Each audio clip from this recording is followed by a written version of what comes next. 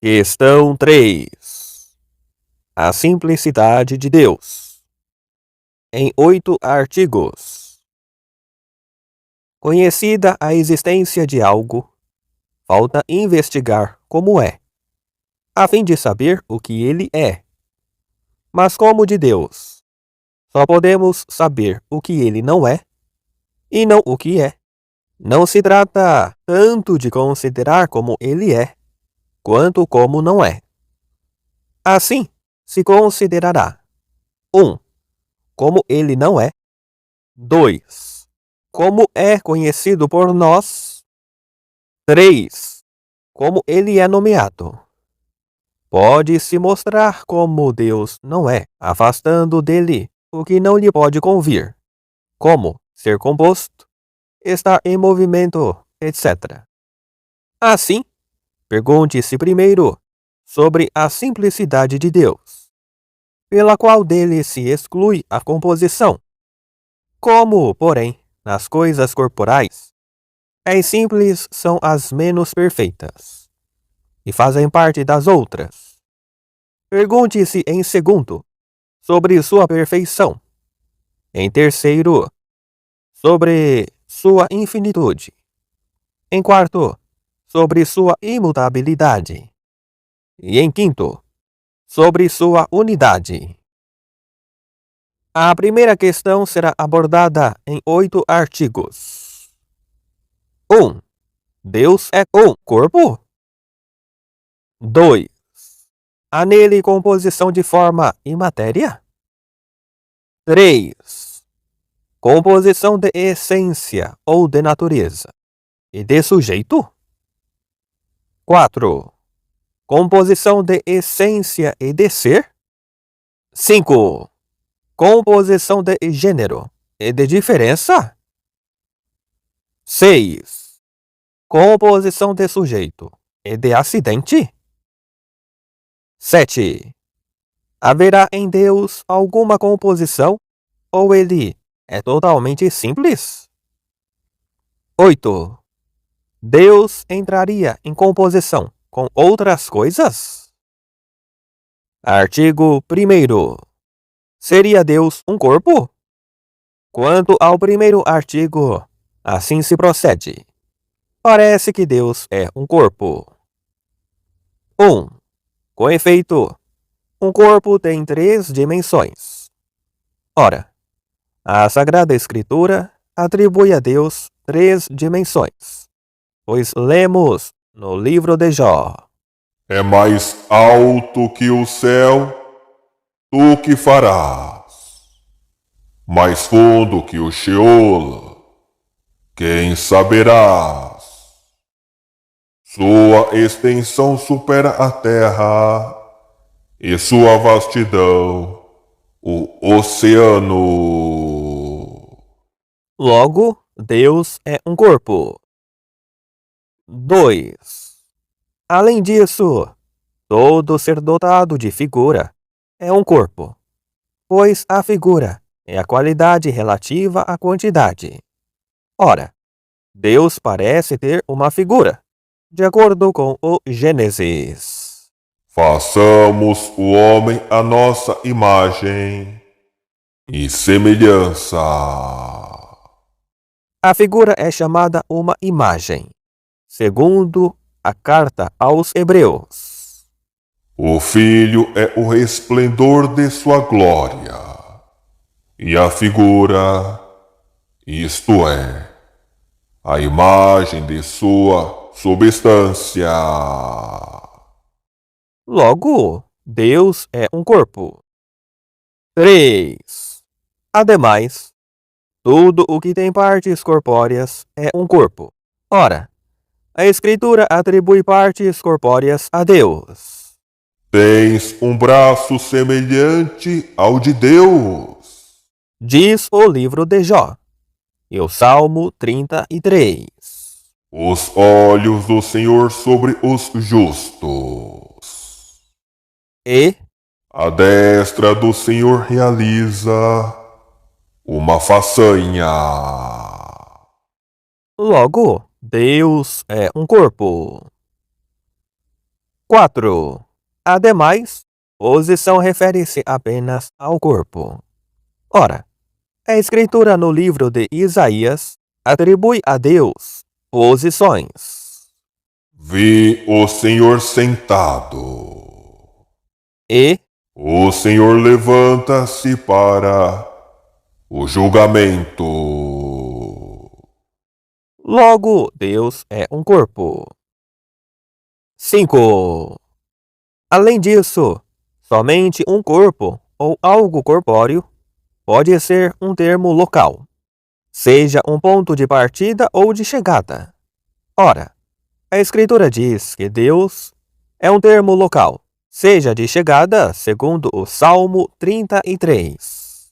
Aproximai-vos dele, e recebereis sua luz.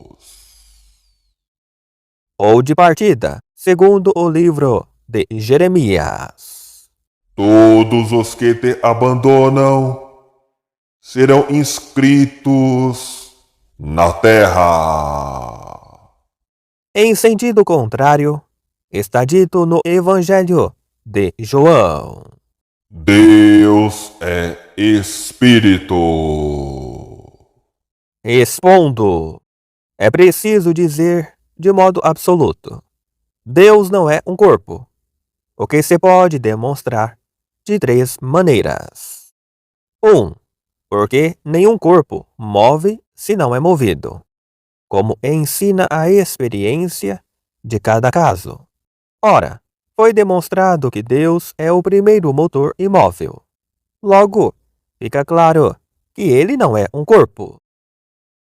2. Porque o que é o primeiro ente tem de estar necessariamente em ato, de modo algum em potência. Embora em uma única e mesma coisa, que passa da potência ao ato, a potência seja anterior ao ato no tempo. No entanto, absolutamente falando, o ato é anterior à potência, pois o que está em potência só é levado ao ato por um ente em ato. Ora, foi mostrado acima que Deus é o primeiro ente. É por conseguinte impossível a existência em Deus de algo em potência. Ora, todo corpo se encontra em potência, pois o contínuo, como tal, é divisível ao infinito. É então impossível que Deus seja um corpo. 3. Deus é o que há de mais nobre entre os entes, como foi explicado. Ora, é impossível que um corpo seja o mais nobre dos entes, pois um corpo é vivo ou não vivo. O corpo vivo é manifestamente mais nobre do que o corpo não vivo. Por outro lado, o corpo vivo não vive por ser corpo, pois, se assim fosse, todo corpo viveria. É preciso que viva por alguma outra coisa, como nosso corpo vive pela alma. Ora, o que leva o corpo a viver é mais nobre do que ele. Por conseguinte, é impossível Deus ser um corpo. Quanto ao primeiro, deve-se dizer que, como foi explicado acima, a Sagrada Escritura nos transmite as coisas divinas e espirituais, mediante imagens corporais. Daí que, quando atribui a Deus as 3 dimensões, ela designa, mediante a imagem de uma quantidade corporal, a quantidade de seu poder. Assim, pela profundidade, designa o poder de conhecer, que é oculto. Pela altura, a superioridade de seu poder, sobretudo. Pelo comprimento, a duração de sua existência. Pela largura, a disposição de seu amor por todas as coisas. Ou ainda, segundo Dionísio, Pela profundidade de Deus se entende a incompreensibilidade de sua essência. Pelo comprimento, a extensão de seu poder, que tudo penetra, pela largura a amplitude de sua presença, pois tudo está contido sob sua proteção. Quanto ao segundo, deve-se dizer que o homem é a imagem de Deus, não segundo seu corpo, mas segundo aquilo pelo que o homem supera os outros animais. Eis porque depois das palavras: Façamos o homem à nossa imagem e semelhança, o Gênesis acrescenta: para que domine sobre os peixes do mar. ora, o homem é superior a todos os animais pela razão e pelo intelecto. Portanto, é segundo o intelecto e a razão, que são incorpóreos, que o homem é a imagem de Deus. Quanto ao terceiro, deve-se dizer que na Escritura, partes corpóreas são atribuídas a Deus em razão de sua ação, segundo alguma semelhança. Como o ato do olho é ver, daí que o olho dito de Deus significa a sua capacidade de ver pela inteligência, não pelos sentidos. O mesmo se diga quanto aos outros membros. Quanto ao quarto, deve-se dizer que o que se refere à posição não é atribuído a Deus, senão segundo certa semelhança. Disse que está sentado, em razão de sua imutabilidade e de sua autoridade, em pé, por causa de sua força, capaz de vencer todos os adversários. Quanto ao quinto, deve-se dizer que de Deus não se aproxima mediante passos do corpo, pois ele se encontra em toda a parte, mas pelos sentimentos da alma, e assim também dele se afasta. Dessa forma, a aproximação ou o afastamento sob a imagem do movimento local designa um sentimento espiritual. Artigo 2º. Existe em Deus composição de forma e matéria? Quanto ao segundo, assim se procede. Parece que em Deus existe composição de forma e matéria. 1.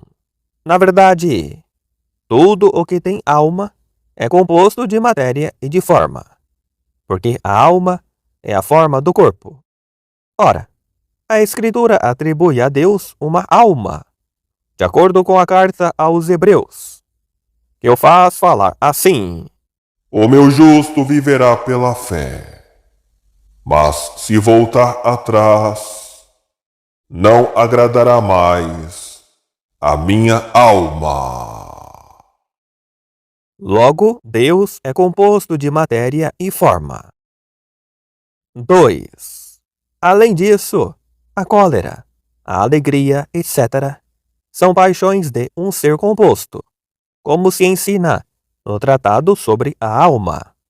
Ora, estes sentimentos são atribuídos a Deus na Escritura. Disse no Salmo 105: O Senhor inflamou-se de furor contra seu povo. Logo, Deus é composto de matéria e forma. 3. Ademais, a matéria é o princípio da individuação. Ora, Deus parece ser um indivíduo, uma vez que não se atribui a muitos. Logo, é composto de matéria e de forma. Em sentido contrário, todo composto de matéria e de forma é corpo, pois a extensão é o que primeiro se faz presente à matéria. Ora, como se mostrou, Deus não é um corpo, logo não é composto de matéria e de forma. Respondo: é impossível haver em Deus alguma matéria. 1. Porque a matéria é o que está em potência. Já se demonstrou que Deus é ato puro, nele não existindo nada de potência. impossível, por conseguinte, que Deus seja composto de matéria e de forma. 2. Porque a perfeição e a bondade de um composto de matéria e de forma vem de sua forma. Portanto, é necessário que seja bom por participação, na medida em que a matéria participa da forma. Ora, Deus, o bem primeiro e ótimo, não é bom por participação, pois o que é bom por essência é anterior ao que é bom por participação. Impossível, portanto, que Deus seja composto de matéria e forma. 3. Porque todo agente age por sua forma. Portanto, conforme alguma coisa está para sua forma, assim está para o fato de ser agente. Em consequência, o que é primeiro e agente por si, é necessário que seja forma por si mesmo e primeiramente. Ora, Deus é o primeiro agente, sendo a primeira causa eficiente, como foi mostrado. É, pois, forma por sua essência, e não composto de matéria e de forma. Quanto ao primeiro, deve-se dizer que atribui-se a alma a Deus por uma semelhança com o ato. Se queremos algo, isto vem de nossa alma. Por isso, se diz que agradou a alma de Deus aquilo que agradou a sua vontade. Quanto ao segundo, deve-se dizer que a cólera e coisas parecidas são atribuídas a Deus por uma semelhança dos efeitos, porque é próprio da pessoa encolerizada punir. Chama-se metaforicamente a cólera de Deus de punição. Quanto ao terceiro, deve-se afirmar que as formas suscetíveis de serem recebidas na matéria são individualizadas pela matéria, que por ser o primeiro sujeito receptivo, não pode ser recebida em outro.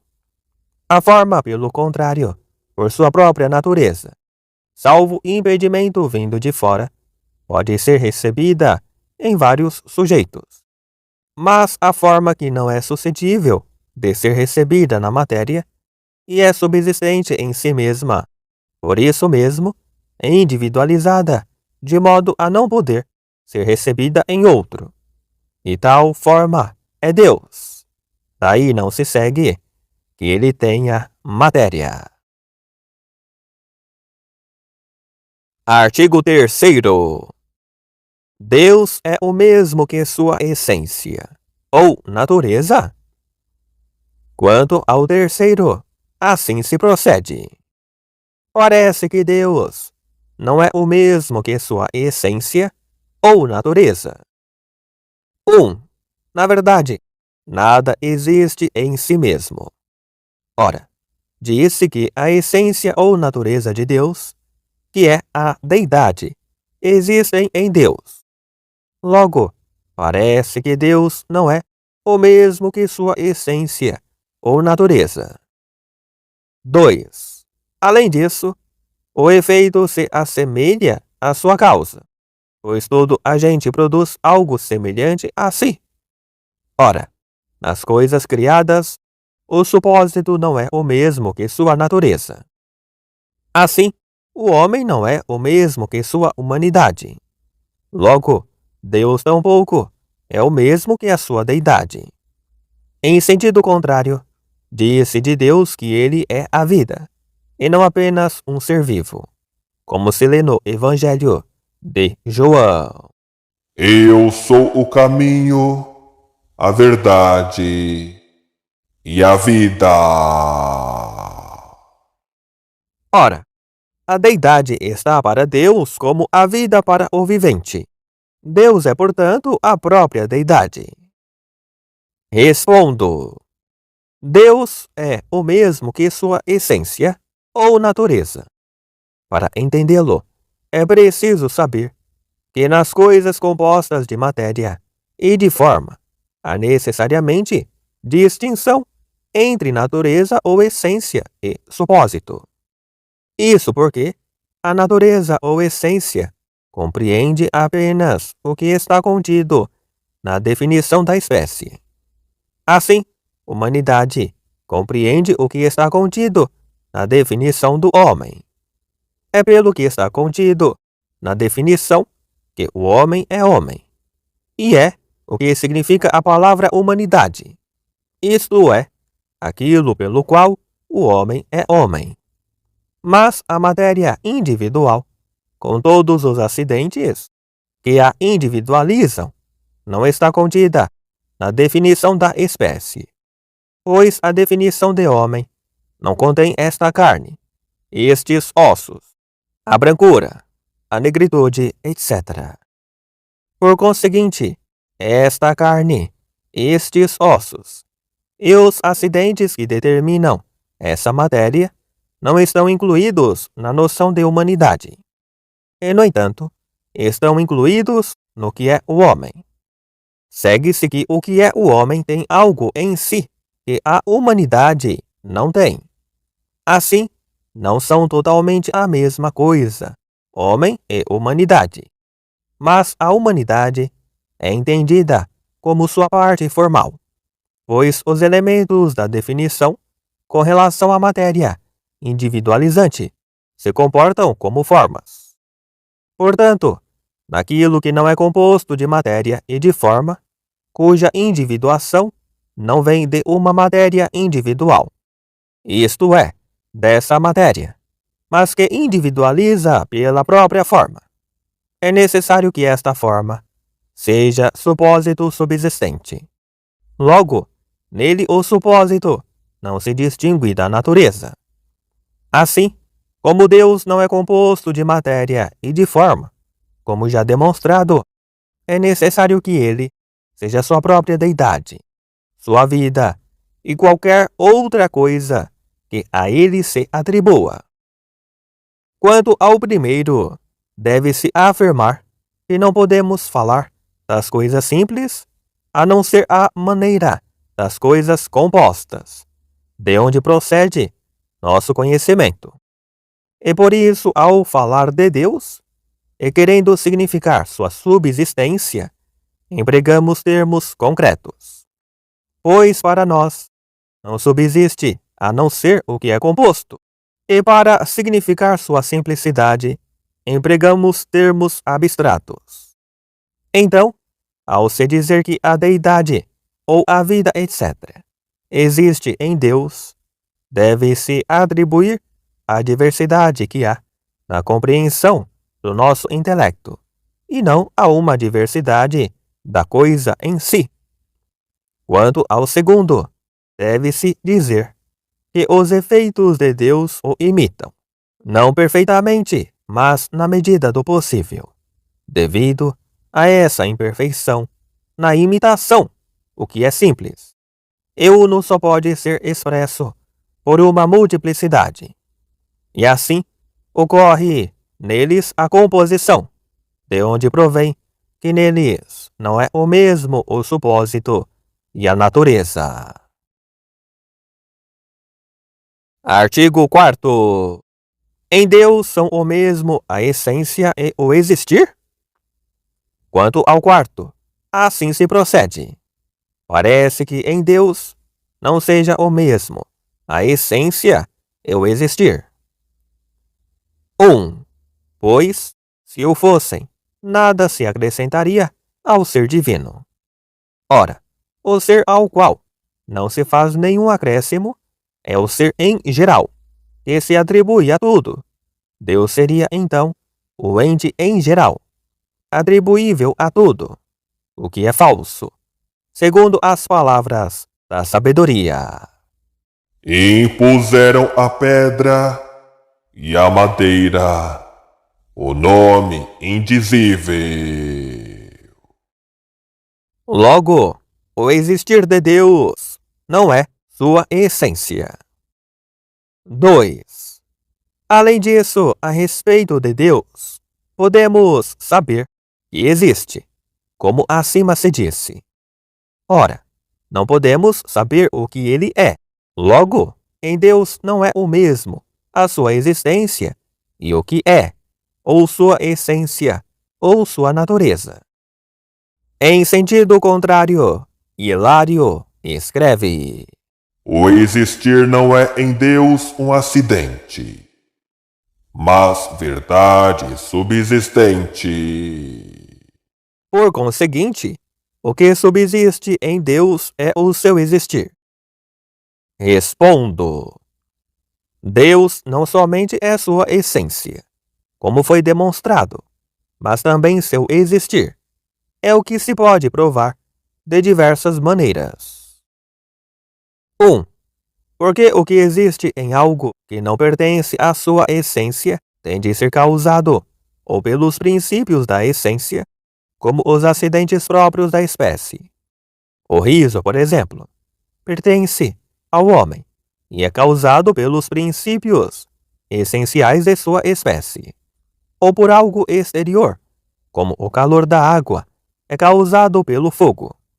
Portanto, se o próprio existir de uma coisa é distinto de sua essência, é necessário que este existir seja causado ou por algo exterior ou pelos princípios essenciais dessa coisa. É impossível, no entanto, que o existir seja causado apenas pelos princípios essenciais da coisa, pois coisa alguma é capaz de ser uma causa de existir, se este existir é causado. É preciso, pois, que o que tem o seu existir distinto de sua essência o tenha causado por um outro. Ora, não se pode dizer isso de Deus, porque dizemos que ele é a causa eficiente primeira. Logo, é impossível que em Deus uma coisa seja o existir e outra a essência. 2. Porque o existir é a atualização de qualquer forma ou natureza. Não se entende a bondade ou a humanidade em ato, a não ser enquanto as entendemos como existindo. É preciso, então, que o existir seja referido à essência, que é distinta dele, como o ato em relação à potência. E como em Deus nada é potencial, como já se mostrou, segue-se que nele a essência não é distinta de seu existir. Sua essência é, portanto, seu existir. 3. Porque assim como o que tem fogo e não é o fogo, tem o fogo por participação. Também, o que tem o existir e não é o existir é um ente por participação. Ora, Deus é sua essência. Já foi demonstrado. Portanto, se não fosse seu próprio existir, ele seria um ente por participação e não por essência. Não seria, então, o primeiro ente, o que é um absurdo. Logo, Deus é o seu existir, e não apenas sua essência. Quanto ao primeiro, deve-se afirmar que aquilo ao qual nada se acrescenta pode ser entendido em dois sentidos. Ou porque é de sua razão excluir qualquer adição, como da razão de animal irracional, é que seja sem razão. Ou então, porque não é de sua razão que se lhe faça acréscimo, como o animal em geral não possui razão, pois não pertence à sua razão ser dotado de razão, mas também não é próprio de sua razão não possuí-la. No primeiro caso, o existir sem acréscimo é o existir divino. No segundo caso, o ser sem acréscimo é o ser em geral ou comum. Quanto ao segundo, deve-se dizer que ser se diz em dois sentidos. Primeiro, para significar o ato de existir. Segundo, para significar a composição de uma proposição, a qual a mente chega unindo um predicado a um sujeito. Pela primeira maneira de entender o ser, não podemos conhecer o existir de Deus, tampouco sua essência, mas apenas de acordo com a segunda maneira.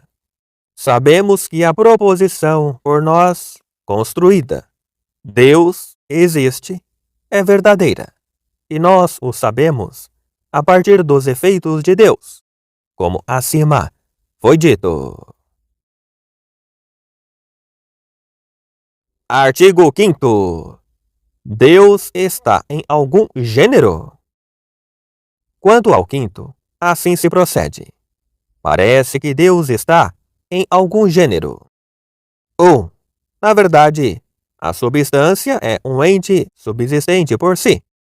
Ora, isto convém de modo todo especial a Deus. Logo, Deus está no gênero substância. 2. Além disso, cada coisa é medida por algo do mesmo gênero, como os comprimentos por um comprimento, os números por um número. Ora, Deus é a medida de todas as substâncias, diz o comentador no livro 10 da Metafísica. Logo, Deus está no gênero substância. Em sentido contrário, o gênero, na ordem do entendimento, é anterior ao seu conteúdo. Mas nada é anterior a Deus, nem na ordem da realidade, nem do entendimento. Logo, Deus não está em algum gênero. Respondo. Algo está em um gênero de duas maneiras. Ou de modo absoluto e próprio, como as espécies, abarcadas por um gênero, ou por redução, como os princípios e as privações. Assim, o ponto e a unidade se reduzem ao gênero quantidade, como princípios. A cegueira ou qualquer outra privação se reduz ao gênero de seus hábitos. Em nenhum desses dois modos, Deus está em um gênero. Que Deus não possa ser espécie de um gênero, pode demonstrar de três maneiras. 1. Porque a espécie constitui-se de gênero e diferença. A relação entre aquilo de que procede a diferença que constitui a espécie e aquilo de que procede o gênero é sempre uma relação de ato para a potência. O termo animal toma-se da natureza sensitiva, significada concretamente. Diz-se animal o que possui natureza sensitiva. O outro termo, racional, toma-se da natureza intelectiva, pois racional é o que tem uma natureza intelectiva. Ora, o intelectivo está para o sensitivo como o ato para a potência, e o mesmo se dá com todo o restante. Como em Deus não se acrescenta potência ao ato, é impossível Deus estar em um gênero, como se fosse uma espécie. 2. Porque o ser de Deus é sua essência. Como se demonstrou, se Deus estivesse em um gênero, seria necessário que fosse no gênero ente, pois o gênero designa a essência da coisa, sendo atribuído segundo a essência. Ora, o filósofo, no livro 3 da Metafísica, demonstra que ente não pode ser o gênero de alguma coisa, pois todo gênero comporta diferenças que não pertencem à essência deste gênero. Ora, não existe diferença alguma que não pertença ao ente, porque o não ente não pode constituir uma diferença, donde se conclui: Deus não está em gênero algum. 3. Porque todas as coisas que estão em um mesmo gênero têm em comum a quantidade ou essência do gênero, que lhes é atribuída segundo a essência. Mas elas diferem quanto ao ser, pois não é o mesmo o ser do homem e do cavalo, nem o ser deste homem e o daquele homem. E assim, é preciso que todas as coisas que pertencem a um gênero tenham em si distintos o ser e a essência. Ora, em Deus não há essa distinção, como já se mostrou. Logo, Deus não está em um gênero como espécie. Isto prova que em Deus não há nem gênero, nem diferenças. Nem há uma definição dele, nem uma demonstração, a não ser pelos efeitos. Pois a definição é por gênero e diferença, e o termo médio da demonstração é a definição. Que Deus não esteja em um gênero por redução, como princípio, é evidente, porque o princípio que se reduz a um gênero não ultrapassa esse gênero. Assim, o ponto só é princípio da quantidade contínua, e a unidade da quantidade separada. Ora, Deus é o princípio de todo o ser, como se mostrará. Não está, pois, contido em um gênero, como princípio. Quanto ao primeiro, portanto, deve-se dizer que o termo substância não significa apenas aquilo que é por si, pois não é possível que o que é ser seja por si um gênero, como se demonstrou. O que ele significa é a essência, a qual pertence ser de tal modo, a saber, ser por si mesma. Este ser, no entanto, não é sua essência. Fica claro, então, que Deus não está no gênero substância. Quanto ao segundo, deve-se dizer que esta objeção procede de uma medida proporcional ao medido, ao qual deve ser homogênea. Deus, porém, não é uma medida proporcional ao que quer que seja. Disse, contudo, medida de todas as coisas, porque cada uma tanto participa do ser, quanto se aproxima de Deus. Artigo 6º. Em Deus há acidentes? Quanto ao sexto, assim se procede. Parece que em Deus há acidentes. 1. Com efeito, disse no livro 1 da Física, uma substância não é acidente de outra. Portanto, o que é acidente em um sujeito não pode ser substância em outro. E assim, se prova que o calor não é a forma substancial do fogo, pois ele é acidente em outros. Ora, a sabedoria, o poder, etc., que em nós são acidentes, são atribuídos a Deus. Logo, em Deus também são acidentes. 2. Ademais, em todo gênero, há um primeiro. Ora, muitos são os gêneros de acidentes. Logo, se o primeiro de cada um desses gêneros não está em Deus, haverá muitos primeiros fora dele, o que é inaceitável. Em sentido contrário, todo acidente está em um sujeito. Ora, Deus não pode ser um sujeito, porque uma forma simples não pode ser um sujeito, diz Boécio. Logo, em Deus não pode haver acidentes. Respondo. O que precede mostra claramente que em Deus não pode haver acidente. 1. Porque o sujeito está para o acidente como a potência para o ato, pois o sujeito, enquanto acidente, está de algum modo em ato. Ora, estar em potência exclui-se totalmente de Deus, como fica claro pelo já exposto. 2. Porque Deus é seu próprio ser. Ora, diz Boécio, Embora o que é possa ter por acréscimo alguma outra coisa. Contudo, o mesmo ser não pode ter acréscimo nenhum. por exemplo, algo quente pode ter algo diferente do calor, como a brancura, mas o calor nada tem além do calor. 3. Porque o que é por si precede o que é por acidente. Logo, Deus sendo absolutamente o primeiro ente, nada nele pode existir por acidente. Mesmo os acidentes próprios, como a faculdade do riso, é um acidente próprio do homem. Não pode existir em Deus. Estes acidentes são causados pelos princípios do sujeito. Ora, em Deus nada pode ser causado, pois Ele é a causa primeira, donde se conclui: não há nenhum acidente em Deus. Quanto ao primeiro, deve-se dizer que o poder e a sabedoria não se dizem de Deus e de nós de maneira unívoca, como se verá.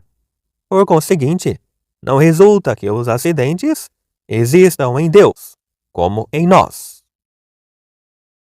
Quanto ao segundo, deve-se afirmar que, como a substância é anterior aos acidentes, os princípios destes se reduzem aos da substância, como algo anterior, embora Deus não seja o primeiro no gênero da substância. Ele é o primeiro, além de todo o gênero, em relação a todo o ser. Artigo 7º. Deus é totalmente simples? Quanto ao sétimo, assim se procede.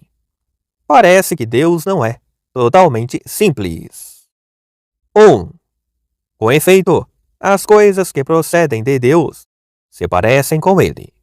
Daí que do primeiro ente derivam todos os entes, e do primeiro bem, todos os bens. Ora, entre as obras de Deus, nada há totalmente simples. Logo, Deus não é totalmente simples. 2. Além disso, tudo o que há de melhor há de ser atribuído a Deus. Ora, entre nós, as coisas compostas são melhores que as simples, como os corpos mistos, com respeito aos elementos, e os elementos às suas partes. Logo, não se deve dizer de Deus que seja totalmente simples. Em sentido contrário, Agostinho afirma que Deus é verdadeiro e sumamente simples. Respondo. Que Deus seja totalmente simples se pode provar de várias maneiras. 1. Pelo que precede. Como em Deus não há composição, nem de partes quantitativas, pois não é um corpo, nem de forma e de matéria, nem distinção de natureza e supósito, nem de essência e ser, nem composição de gênero e diferença, nem de sujeito e de acidente.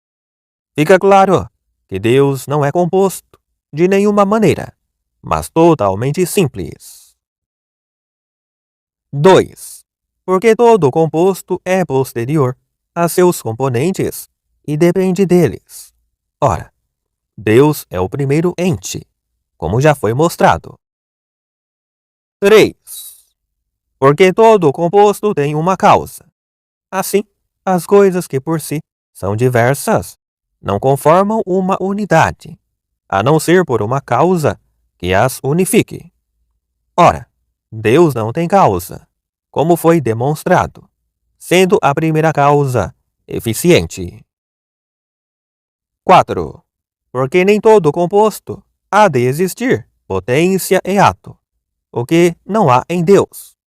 Porque ou uma das partes é ato em relação à outra, ou pelo menos as partes se encontram todas em potência com respeito ao todo. 5. Porque todo composto é algo que não coincide com qualquer de suas partes. Isto é manifesto nas totalidades formadas de partes dessemelhantes. Parte nenhuma do homem é o homem, e nenhuma parte do pé é o pé. Por outro lado, nas totalidades de partes semelhantes, embora algo que se diz do todo se diga da parte. Por exemplo, uma parte do ar é ar, uma parte da água é água. No entanto, algo diz-se do todo que não convém a alguma das partes. Assim, se toda água mede 2 côvados, não se segue que cada parte também o meça. Por conseguinte, em todo composto, existe algo que com ele não se identifica, embora isso se possa dizer do que tem forma, a saber, que nele existe algo que não é ela, como em algo branco existe algo que não é da razão de branco. Contudo, na forma nada existe de estranho. Daí que como Deus é forma, melhor dizendo, é o mesmo ser, de maneira alguma pode ser composto. Hilário assinala essa razão em seu livro A Trindade, quando diz: Deus que é poder, não comporta fraquezas, sendo luz, não admite obscuridade.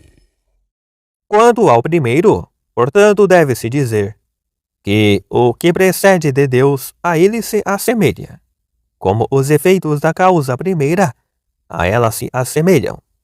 Ora, pertence à razão de ser causado, ser composto de alguma maneira, porque pelo menos seu ser é distinto de sua essência, como se verá.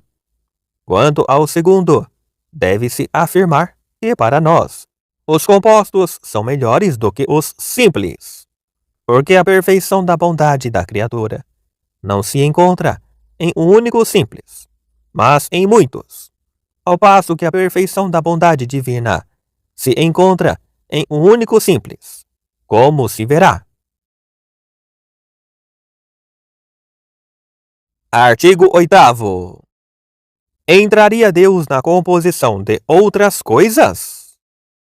Quanto ao 8º, assim se procede. Parece que Deus entre na composição de outras coisas. 1. Com efeito, Dionísio declara: A deidade que está sobre o ser é o ser de todas as coisas. ora, o ser de todas as coisas entra na composição de cada uma. Logo, Deus entra na composição das outras coisas. 2. Além disso, Deus é uma forma, pois Agostinho escreve que o verbo de Deus, que é Deus, é uma forma não formada. Ora, uma forma é uma parte de um composto. Logo, Deus faz parte de algum composto. 3. Ademais, coisas que existem e em nada diferem são idênticas. Ora, Deus e a matéria primeira existem e em nada diferem. Logo são idênticos. Mas a matéria primeira entra na composição das coisas. Logo, Deus também. Prova do termo médio. Todas as coisas que diferem entre si, diferem por algumas diferenças. E assim é necessário que sejam compostas. Ora, Deus e a matéria primeira são totalmente simples. Logo, não diferem em nada. Em sentido contrário, Dionísio disse: Não existe da parte de Deus nem contato, nem qualquer mistura com partes. Disse também no livro das causas que A causa primeira rege todas as coisas, sem a elas se misturar. respondo. Sobre este ponto houve 3 erros.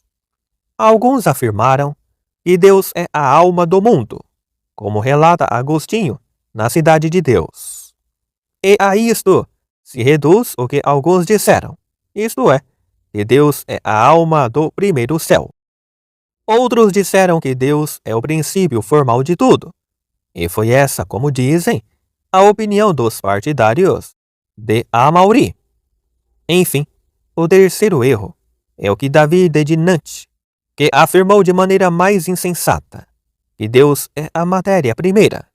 Mas tudo isso é manifestamente falso, pois não é possível que Deus de algum modo se encontre em composição com algo, seja como princípio formal, seja como princípio material. 1. Porque, como dissemos, Deus é causa eficiente primeira. Ora, a causa eficiente não coincide em número com a forma da coisa feita, mas apenas em espécie. Com efeito, o homem gera outro homem. A matéria, pelo contrário, não coincide com a causa eficiente nem em número, nem na espécie, pois uma se encontra em potência e a outra em ato. 2. Sendo Deus a causa eficiente primeira, a ele pertence a agir, por primeiro e por si mesmo. Ora, o que entra como parte num composto não é o que age primeiro e por si mesmo, é antes o composto. Assim, não é a mão que age, é o homem por sua mão, e o fogo aquece pelo calor. Deus não pode, por isso, ser parte de um composto. 3. Nenhuma parte de um composto pode, em absoluto, ser a primeira entre os entes. Tampouco a matéria e a forma que são as primeiras partes dos compostos, pois a matéria está em potência e é absolutamente posterior ao ato, como já ficou explicado. A forma, por sua vez, que é parte do composto, é uma forma participada. Ora, assim como o participante é posterior ao que é por essência, o mesmo ocorre com a coisa participada. Por exemplo, o fogo numa matéria que está queimando é posterior ao fogo por essência. Ora, já se demonstrou que Deus é absolutamente o primeiro ente. Quanto ao primeiro, deve-se dizer que a deidade disse o ser de todas as coisas em razão da causa eficiente e da causa exemplar, não por essência. Quanto ao segundo, deve-se dizer que o verbo é forma exemplar, mas não é forma que é parte de um composto. Quanto ao terceiro, deve-se dizer que as coisas simples não diferem entre si em virtude de outras diferenças, pois isto é próprio das compostas. Daí, o homem e o cavalo diferem quanto ao racional e quanto ao irracional, que são suas diferenças. Mas essas diferenças não diferem entre si, a seguir por outras diferenças. Assim, para falar com precisão, não se pode propriamente dizer que diferem, mas que são diversas. Pois, como diz o filósofo no livro 10 da Metafísica, Diverso se diz de maneira absoluta, ao passo que as coisas diferentes diferem por algo. ora, para falar com precisão, a matéria primeira e Deus não diferem, são realidades diversas por si mesmas. Não se pode, pois, concluir por sua identidade.